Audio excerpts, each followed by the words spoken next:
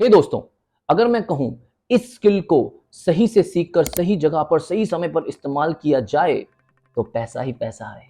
वाह क्या पंचलाइन मारी है। आई एम सो सॉरी, मैं पंचलाइन इसलिए मार रहा हूं दोस्तों because this is going to be one of the finest video you ever seen in my channel. Because मैं आज आपको एक ऐसे स्किल के बारे में बताने जा रहा हूं जिसको अगर आप ठीक से सीख लेते हैं तो यू कैन बिकम रिच। तो आइए शुरू करते हैं। तो सबसे पहले मैं आपको दिखाना चाहूंगा ये क्लिप। लगभग आधे इंटरनेट ने ना ये क्लिप आज तक देख ली होगी क्योंकि आपके पास हजारों मोटिवेशनल चैनल्स हैं, मगर इस क्लिप का रेलेवेंस इस वीडियो से कैसे है मैं आपको बताना चाहूंगा। You ever wonder what this pocket's for? I've always wondered that. Well, now we know because this is the new iPod Nano. कुछ लोग कहेंगे इसमें स्टीव जॉब्स की क्रिएटिविटी थी, कुछ लोग कहेंगे इसके अंदर उनका मार्केटिंग स्किल था, कुछ कहेंगे भाई ये तो सेल्स स्किल है। मगर अगर आप ध्यान से देखें तो it is the amalgamation of everything. Quickly tell me in the comment section what is the meaning of amalgamation. देखिए एक बहुत ही फेमस कहावत है, what differentiates seller today is the ability to bring fresh ideas, और what Steve Job did in the video is called as fresh idea. तो इससे largely selling कहा जाएगा, किसी भी सामान को बेचने की क्षमता, किसी भी सामान को बेचने की एबिलिटी। एक एग्जांपल आपको और देता हूं और इस एग्जांपल का नाम है जिग जिगलर। अगर आपने कभी नाम ना सुना हो तो लेस ब्राउन, ये तो बहुत फेमस बंदे हैं, इनके वीडियोस देखना। ये जिग जिगलर को बहुत ही ज्यादा मानते हुए पूछते हैं, ये कहते हैं कि ये बहुत ही अमेजिंग मोटिवेशनल स्पीकर है। $64.95. Well, years ago, that was an enormous price to pay for a bicycle. Just to teach a 6-year-old how to ride, you're going to tear it up anyhow. So I went down to a discount store, and there I priced a bicycle for $34.95. Zig Ziglar ने अपनी जिंदगी की शुरुआत खाली गमले यानी pots या फिर फ्राइंग पैन जो होता है वो बेचकर की थी। लेटर इन द स्टेज ही स्टार्टेड सेलिंग कुकिंग टूल्स, जिसे सब्जी तरकारी बनाते हैं ना वो करके। 1926 में इनका जन्म हुआ और 2012 के अंदर लगभग इनकी डेथ हुई थी।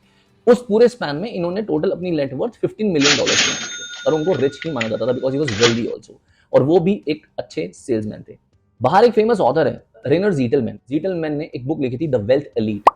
उस बुक के लिए उन्होंने 45 मिलियनियर और बिलियनियर्स का इंटरव्यू लिया था। जीटलमैन की जो रिसर्च का नतीजा था उसके हिसाब से हर 3 में से 2 सक्सेसफुल मिलियनियर या बिलियनियर ये मानते थे कि उनके सक्सेसफुल होने का कारण उनके सेलिंग या फिर उनके सेल्स स्किल हैं। जीटलमैन की रिसर्च तो सिर्फ यूरोप तक थी। अगर मैं आपको ओरेकल कंपनी के सीईओ लैरी एलिसन के बारे में बताऊं, या फिर नेटफ्लिक्स के सीईओ रीड हेस्टिंग के बारे में, या फिर मार्क क्यूबन जो कि शार्क टैंक के अंदर आते हैं, not the shark tank India, the other one, उसमें आते हैं, ये सारे के सारे सीईओज भी नंबर 1 सेल्समैन रह चुके हैं। इसका मतलब तो सिंपल है दोस्तों, आप कितना भी क्रिएटिव मॉडल तैयार कर लो, कितना भी लुक्रेटिव मॉडल तैयार कर लो, कितनी भी बढ़िया बिजनेस केस बना लो, अब दुनिया भर की फंडिंग की बात कर लो, लेकिन बिजनेस ग्रोथ तभी होगा जब सामान बिकेगा। सामान तभी बिकता है जब इंसान में सेलिंग स्किल्स होती हैं। दोस्तों जो अब चीज मैं आपको बताने जा रहा हूं वो मैंने शिव खेड़ा की बुक यू कैन सेल में पढ़ी थी। शिव खेड़ा की ये बुक बहुत ही अच्छी बुक है। अगर आप एक स्टार्टिंग सेल्समैन हैं, अपना करियर स्टार्ट कर रहे हैं, ये बुक जरूर पढ़िएगा। अब ये तो समझ में आ गया, सेल्स करोगे तो आपको रिच बनने का रास्ता मिल जाएगा, लेकिन हर सेल्स वाला बंदा भी रिच नहीं बनता है। उसका रीजन ये है कि उस इंसान को ये नहीं पता होता ऐसी कौन सी क्वालिटीज हैं जो बेस्ट सेल्स पर्सन को मिलती है। अब मैं आपको बताता हूं, मेरे कुछ वीडियोस हैं, अगर आप वो वीडियोस देखना चाहें तो डिस्क्रिप्शन में लिंक पे क्लिक कीजिएगा। मैंने बताया है कैसे आप बहुत ही ज्यादा इंसेंटिव्स कमा सकते हो, कैसे अपने स्किल्स को शार्पन कर सकते हो, कैसे सेल्स की जाती है। ये छोटे छोटे कुछ आइडियाज हैं, आई बटन पे क्लिक करके भी देख सकते हो या फिर आप डिस्क्रिप्शन में लिंक पे जाकर भी देख सकते हो। चलिए तो मैं आपको वो पॉइंट्स बताता हूं जो एक बढ़िया सेल्स पर्सन के अंदर देखे जाते हैं। सबसे पहला, हेल्दी सेल्फ स्टीम। देखिए हर कामयाब सेल पर्सन की सेल्फ स्टीम जो होती है वो हाई होती है। सेल्फ स्टीम का मतलब घमंड या ईगो नहीं होता।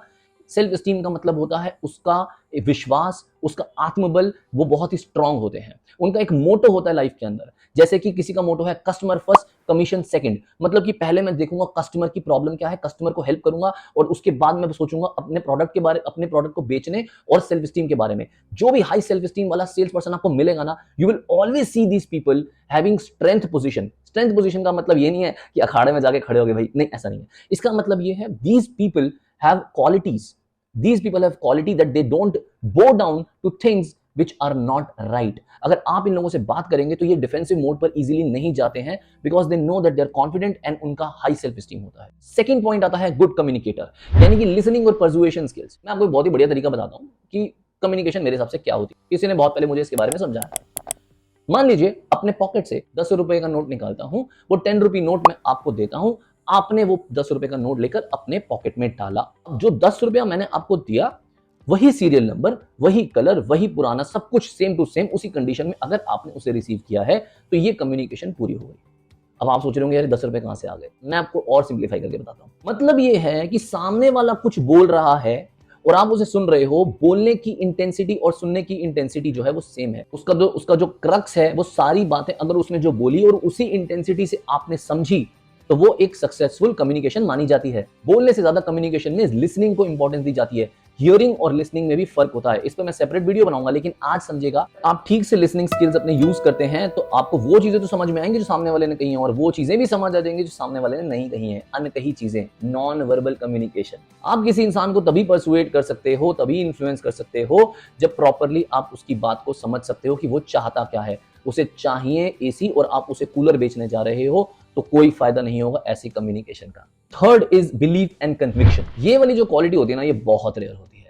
एक वेबसाइट है salesinsightlab.com, मैं उस पर चेक कर रहा था 2022 के अंदर उसके हिसाब से 24.3% sales people have achieved their target. और ये जो पूल था, ये बहुत छोटा था। मैं कहता हूं इस पूल को आप बड़ा कर दीजिएगा। The moment you increase this pool size, आपको पता लगेगा जो परसेंटेज है ना अचीवमेंट वाली, ये 24.3 वाला डेटा, ये और कम हो जाएगा। और उसका रीजन सिंपल है, ये जो लोग हैं जो अपना टारगेट पूरा कर लेते हैं, ये वाली क्वालिटी बिलीव एंड कन्विक्शन की इनमें सबसे हाई मात्रा में पाई जाती है। सुनिए, अगर चाहते हो खोलना अपने दिमाग का ढक्कन, तो sell your product with conviction. I know मैं बहुत गंदी गंदी पंचलाइन मारूंगा आपके हिसाब से, बट मुझे बहुत अच्छी लग रही है। मुझे बहुत मजा आ रहा है ऐसी पंचलाइन मारने में। अपने प्रोडक्ट पे, अपनी सर्विसेज पे, अपनी कंपनी पे, हर चीज पर बिलीफ होना, कन्विक्शन होना बहुत जरूरी है। जैसे कि मान लीजिए एक लाइफ इंश्योरेंस पॉलिसी आप बेच रहे हो, कुछ भी आप सेल कर रहे हो, आप उस पॉलिसी को क्या अपने खुद के लिए खरीदोगे? 10 लाख की पॉलिसी बेचने निकले लेकिन खुद तो खरीद नहीं रहे, दूसरों को बेचने चले हैं। क्या हम ऐसा कर सकते हैं? नहीं। पहले खुद को बेचा जाए, उसके बाद देखिए क्या कन्विक्शन आती है। और अगर नहीं कन्विक्शन आती तो दादा उस कंपनी को छोड़ दीजिए, आप कोई फायदा नहीं है, उस प्रोडक्ट को छोड़ दीजिए। Better sell something else, because आपको उस चीज में, प्रोडक्ट में, उस सर्विस में कन्विक्शन आनी बहुत जरूरी है। Know your company, product and your customer. बहुत सारे लोग अपनी कंपनी को जान जाते हैं, प्रोडक्ट को जान जाते हैं, लेकिन कस्टमर को जानने में बहुत समय लगता है। देखिए, अगर आप स्टार्टअप हैं, नया प्रोडक्ट ला रहे हैं, तो मेरा ये मानना है, go to the consumer, understand it. वो जो एक्सेल शीट्स बनाते हैं ना, एज का, डेमोग्राफिक डेटा, ये सब बनाते हैं, इससे कोई फायदा नहीं होने वाला, क्योंकि हर 15 से 24 की जो उम्र का बंदा होता है वो सेम नहीं होता। उनके सोशो इकोनॉमिक बैकग्राउंड्स डिफरेंट होते हैं। वो कहाँ से आए हैं, क्या ब्रिंगिंग है, आपको पता नहीं है। आपने एक्सेल डेटा बनाया, आपने फटाफट से देखा ये अच्छा लग रहा है, आपने सोचा ये सही है, आपने पॉलिसी, आपने अपनी स्ट्रैटेजी बनाई बेचने के लिए, ये कभी काम नहीं करेगा। This will never work. That's why maximum startups are shutting down. That's why a lot of companies who work only on the Excel data fails badly. मैं आपको बताता हूं, अपने कंज्यूमर को समझिए, उससे पूछिए उसको क्या प्रोडक्ट चाहिए, उसे क्या सर्विस चाहिए, उसके बाद लाइए। और मान लीजिए अब आपके पास प्रोडक्ट ऑलरेडी है, आ गया प्रोडक्ट, सर्विस आ गई, अब इसको आप बेचना स्टार्ट कर रहे हो, तो अंडरस्टैंड कि कंज्यूमर का फीडबैक क्या आ रहा है, कितनी ज्यादा आपके अंदर पॉसिबिलिटी है उस प्रोडक्ट को ऊपर नीचे करने की। क्या उसके अंदर आप रिसर्च एंड डेवलपमेंट करके क्या उसमें कुछ मॉडिफिकेशन कर सकते हो? Can you do this? If you can, then understand. आज के टाइम पे जहां अमेजॉन और फ्लिपकार्ट आ चुका है ना, आपको कोई जरूरत नहीं है कहीं जाने की। आपको रिव्यूज में आपके कंज्यूमर बता देंगे ये प्रोडक्ट अच्छा लग रहा है, नहीं लग रहा। छोटा सा एग्जांपल देता हूं आपको। एक डॉग फूड कंपनी थी, उसका प्रेसिडेंट मीटिंग कर रहा था। मीटिंग के अंदर प्रेसिडेंट ने बोला, यार क्या हो रहा है, best product, best company, best सब कुछ, पैकेजिंग देखो, एडवर्टाइजमेंट में खर्चा कर दिया मैंने, दबा के पैसा खर्च रहे हैं हम लोग, सामान नहीं बेच पा रहे हैं हम लोग, क्या हो गया यार, what is happening, are you guys selling or not? मुझे लग रहा है आप लोगों में कुछ कमी है, कुछ तो गड़बड़ है। तो एक इंटर्न, एक नया लड़का था, सेल्समैन बेचारा, उसको आदत ही बोलने की, उसने धीरे धीरे डरते डरते हाथ खड़ा कर दिया। उसने कहा, सर, हाँ बोलो, क्या बोलना चाहते हो? कह, सर आपने कुत्तों से पूछा कि उन्हें खाना पसंद है या नहीं? तो बेसिकली इसका कहने का मतलब ये था कि आपने कंज्यूमर से पूछा कि उसको वो पसंद है या नहीं। तो अगर आप एक सेल्समैन हो, अपने कंज्यूमर से जरूर पूछना कि do they like that product और not, and why are they preferring some other product, ऐसा क्यों है। इसके अलावा और भी बहुत सारी क्वालिटीज होती हैं अच्छे सेल्समैन के अंदर, लेकिन आज मैं सिर्फ इन 4 क्वालिटीज के बारे में ही बात करना चाहता था, इसलिए मैंने यहां तक रखा। आज के वीडियो में बस इतना ही। मैं आप लोगों से लिटरली बोल रहा हूं कि अगर आपको ये वीडियो पसंद आएगा तो जरूर इसे शेयर कीजिएगा, आप लाइक कीजिएगा, फ्रेंड्स के साथ कमेंट करके मुझे बताइएगा आपको वीडियो कैसा लगा। आप और चाहते हैं इस तरीके की वीडियोस बनाना, मुझे सजेशन जरूर दीजिएगा, because I make videos on sales, lead generation, business development. मुझे मेरी ये सबसे इंटरेस्टिंग टॉपिक है, इसमें मैं जरूर वीडियोस बनाता हूँ। I will keep making this videos so that I can bring some value to you. Thank you so much.